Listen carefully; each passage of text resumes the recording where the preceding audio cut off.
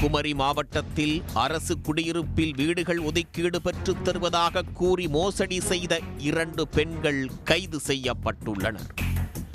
தமிழ்நாடு நகர்ப்புற வாழ்விட மேம்பாட்டு வாரியத்தின் சார்பில் கன்னியாகுமரி மாவட்டம் 5 கிராமம் பகுதியில் 384 அடுக்குமாடி குடியிருப்புகள் கட்டப்பட்டு கடந்த ஆண்டு நவம்பர் 20ஆம் தேதி திறக்கப்பட்டது.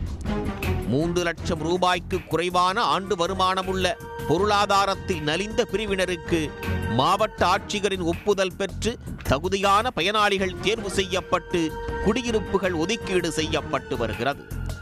இதற்காக ஒரு பயனாளி 1,1563 ரூபாய் செலுத்த வேண்டும். இதுவரை 137 பயனாளிகளுக்கு குடியிருப்புகள் ஒதுக்கீடு செய்யப்பட்டு ஆணை வழங்கப்பட்டுள்ளது. அதன் பின்பு கடந்த நவம்பர் 9 மற்றும் 26 ஆகிய தேதிகளில் மாவட்ட ஆட்சியரின் ஒப்புதலை பெற்று பங்களிப்பு தொகை செலுத்திய 74 பயனாளிகளுக்கு குடியிருப்புகள் ஒதுக்கீடு செய்யப்பட்டன. அந்த குடியிருப்புகளை பயனாளிகளுக்கு வழங்குவதற்காக அதிகாரிகள் சம்பந்தப்பட்ட குடியிருப்புகளை பார்வையிடச் சென்றபோது சில வீடுகளில் வேறு நபர்கள் குடியிருப்பதைக் கண்டு அதிர்ச்சியடைந்தனர். இதுகுறித்து விசாரித்த போது தமிழ்நாடு நகர்ப்புற வாழ்விட மேம்பாட்டு வாரிய உதவி நிர்வாக பொறியாளர் அலுவலகத்தில் ஒப்பந்த அடிப்படையில் பணிபுரிந்து வந்த காட்டுவிலை பகுதியைச் சேர்ந்த 35 வயதான ஷகீலா, அழகப்புறம் பகுதியைச் சேர்ந்த 30 வயதான சகாய ஜென்சிலா மற்றும் ஆதிஷ்பிரைட் மலர்கொடி ஆகியோர் கூட்டு சேர்ந்து 69 பேரிடம் 70,07,847 ரூபாய் பணம் பெற்றுக்கொண்டு முறைகேடாக நிர்வாக பொறியாளரின் கையெழுத்தை போலியாக போட்டு ஒதுக்கீட்டு ஆணைகள் வழங்கியிருந்தது தெரிய வந்தது.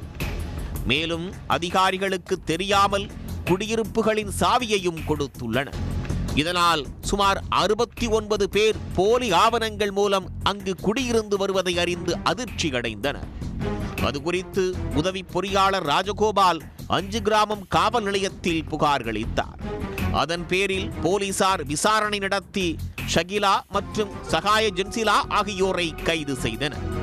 தலைமறைவான மற்றொரு பெண்ணை தீவிரமாக தேடி வருகின்றனர். இதில் அரசு அதிகாரிகளுக்கு தொடர்பு உள்ளதா என்றும் விசாரணை நடைபெற்று வருகிறது.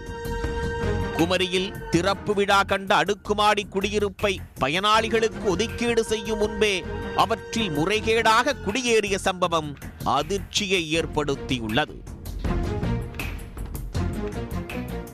உடனுக்குடன் செய்திகளை தெரிந்து கொள்ள சன் நியூஸ் பெல் ஐகானை கிளிக் பண்ணுங்க.